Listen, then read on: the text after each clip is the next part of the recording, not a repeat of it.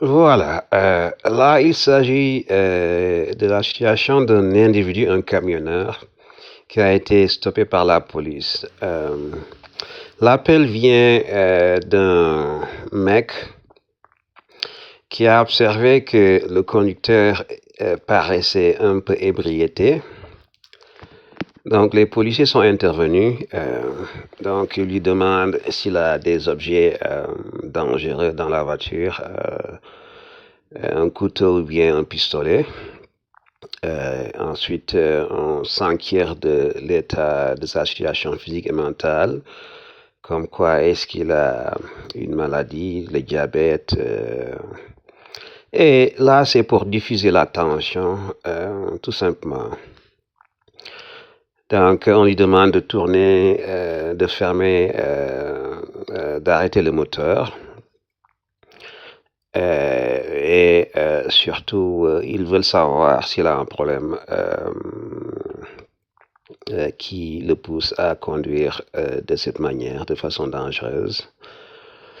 Mais par précaution, ils sont venus en grand nombre. Comme vous le savez, d'habitude, les flics américains, quand ils se rendent compte qu'il y a une situation qui peut devenir dangereuse, ils viennent avec les grands moyens. Donc, ils ont sorti les herses de dégonflage au cas où la situation devient dangereuse.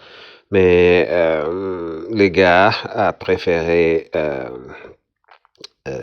continuer son chemin et on se rend compte que malgré la pause des herses de dégonflage, rien n'y fait. Mais cela n'empêche, ils ont continué à négocier avec lui.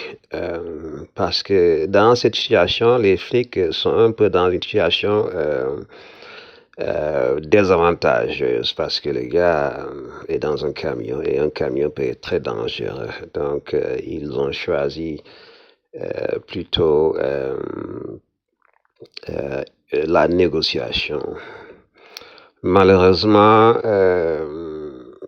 la personne qui désormais est suspectée de quelque chose de plus grave n'écoute pas.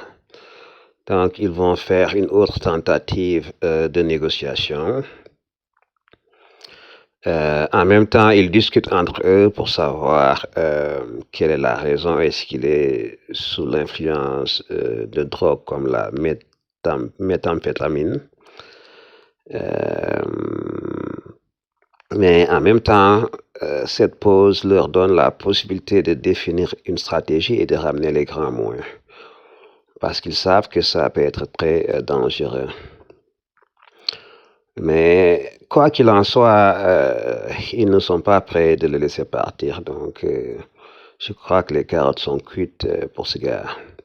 Pour le moment, ils ne savent pas la raison pour laquelle il refuse de s'arrêter et de coopérer. Mais ils savent qu'il y a quelque chose qui louche.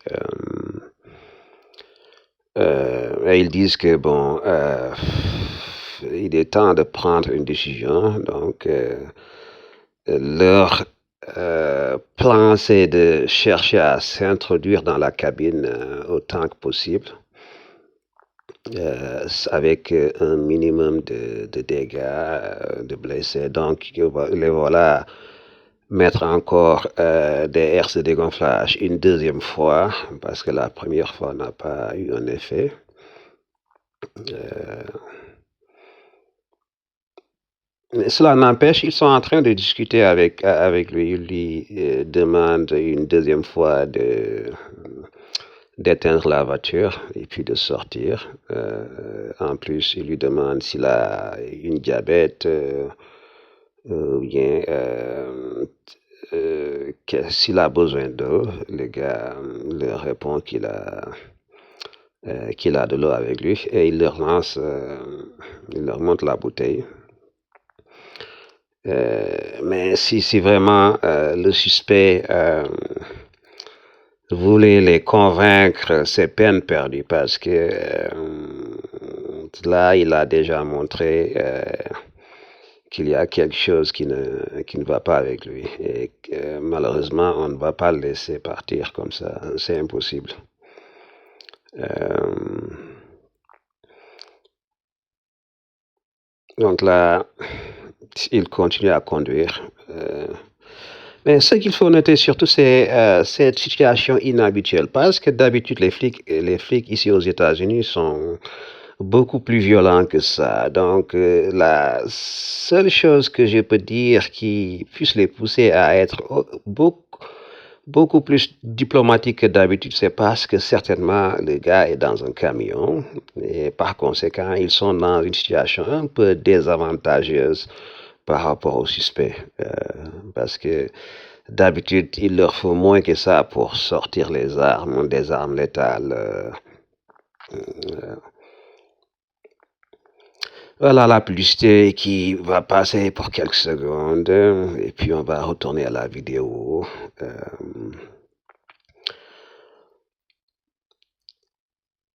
Ok, voilà, on y est maintenant. Comme vous le voyez, ils sont encore devant le camion. Euh, on lui demande de sortir parce qu'il y a un risque que quelqu'un se blesse et dans ce cas, il va écoper de plus qu'il aurait mérité au départ. Mais quoi qu'il en soit, déjà, il a dépassé, je dirais, les bornes et certainement rien que pour ça, même avant qu'il y ait avant qu'il ne puisse savoir ce qui se passe, il a déjà écopé de plus d'une dizaine d'années, rien que pour ça. Donc, même s'il n'avait rien fait, le fait tout simplement de ne pas obtempérer va lui coûter des années de prison. Donc c'est trop tard pour lui. Euh, mais ce qui est sur l'enjeu ici, c'est de savoir ce qu'il cache dans le camion, parce que c'est pas tout simplement une question d'intoxication. Et à un certain moment, ils doivent se rendre compte que le gars est parfaitement cohérent. C'est pas réellement un problème médical, parce que pour un problème médical, il n'aurait pas été aussi lucide pour répondre à leurs injonctions. Là, ils sont parvenus à s'approcher du camion. Ils ont utilisé, disons, euh, d'un instrument, sorte de lacrymogène pour l'éblouir, pour le stopper. Donc ça a certainement fait un effet. Le gars n'a plus de vision et est incapable de se déplacer. Donc ça leur donne une chance encore de s'approcher. Donc voilà, ils sont en train de casser les pneus. Et là, quelqu'un s'est approché et ils ont cassé les vitres aussi. Et ils sont parvenus à ouvrir la porte pour avoir accès à la cabine. Donc voilà, le gars est là, coincé et impossible de bouger. Donc voilà. Mais la situation va vite tourner au drame parce que là, ils se rendent compte qu'il y a un cadavre. Bon, en principe, il s'agit d'une personne, une femme exactement. Certains ne sont pas sûrs qu'elle est morte, mais bientôt ils vont se rendre compte que effectivement la dame n'est plus. Voilà. Donc c'est la fin de cette histoire aussi intense, malheureusement, qui finit par être, disons, un homicide, malheureusement pour cette dame et sa famille. Rien ne peut être fait. Voilà, il est mis à côté. Right. Donc, voilà. C'est bientôt l'épilogue pour les policiers et certainement un nouveau chapitre de sa vie pour ce tueur. Mais ce qu'il faut savoir, c'est que la femme qui a été tuée et le gars se connaissaient. Et bon, le détail, on ne le saura pas parce que jusqu'à présent, il n'a pas été sous procès.